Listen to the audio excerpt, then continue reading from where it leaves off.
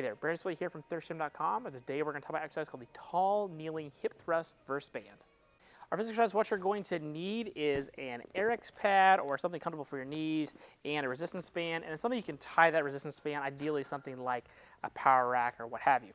What we're going to do, we're going to take the pad, put it down if we need that, take the band, we're going to loop it and tie it around the rack. So we're just going to loop it through itself here so that it's choked to the rack. I'm then going to take the band, I'm going to place it around my waist in this position, and then I'm going to walk forward to where I get a decent amount of band tension.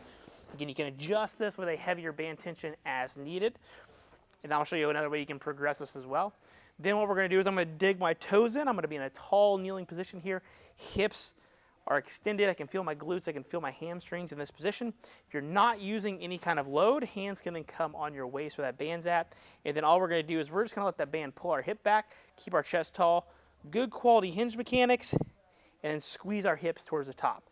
So I'm going to bend down, forward, hinge down, forward. Now, to make this more challenging, because like for me, this is not like super hard or anything, I can definitely feel my glutes and my hamstrings working as I'm doing the exercise.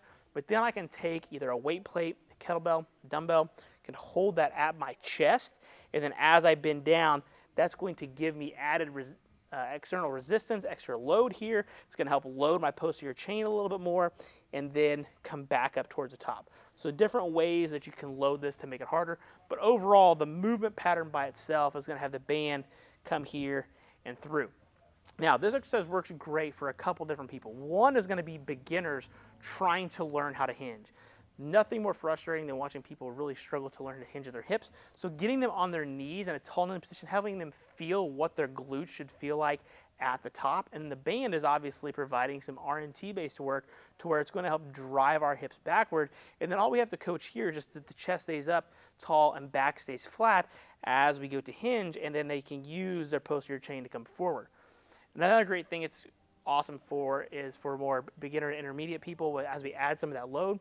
It's a good quality finisher or posterior chain exercise. So if you're lacking like a hip thrust machine or a reverse hyper or a back extension, you're looking for a way to just get some high rep quality hinging work in as like a finisher based movement or even as a preparatory exercise, then this works great as well. Just load that sucker up with a nice heavy dumbbell, 30, 40, 50 pound dumbbell here, hinge over, come back, and I assure you, you're going to feel your glutes and your hamstrings. So do this anywhere from 2 to 4 sets, anywhere from 10 to 20 repetitions, regardless of whether you're a beginner or intermediate. That's going to give you enough volume of the exercise and really feel your glutes and hamstrings. And that way you also don't have to grab any kind of super heavy weight.